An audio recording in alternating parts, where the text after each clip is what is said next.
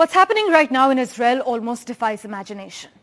In view of the current situation in Israel, all Indian nationals have been requested to remain vigilant and observe safety protocols as advised by local authorities. Our government has urged Indian citizens in Israel to stay safe and get in touch with the Indian embassy in the event of any assistance required. Now, there are about 18,000 Indian citizens in Israel.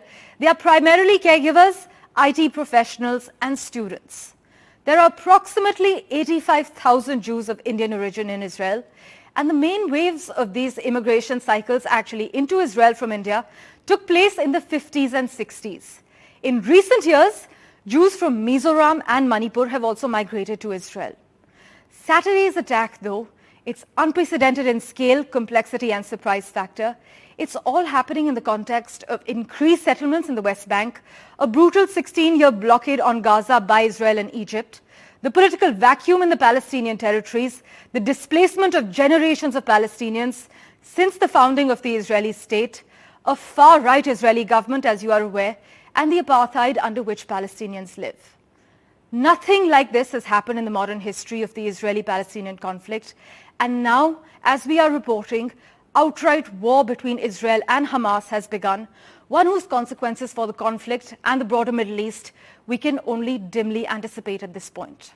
The only thing we can be certain about the future is that many, many people are about to die. It is impossible to say at this point where the situation is heading because fighting in southern Israel is ongoing as we speak. The Israeli counteroffensive in Gaza has yet to truly get underway, and it's possible that the fighting pulls in other forces like Hezbollah in Lebanon.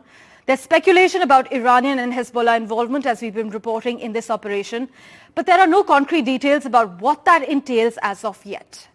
But this infiltration, as many experts have pointed out, is particularly shocking given Israel's intelligence service and tight control under which Palestinians in Gaza and the West Bank live. But because Israel was caught so off guard, it is likely to hit back hard, and Israeli airstrikes have already completely flattened several residential buildings in Gaza, as well as a building that held Hamas offices.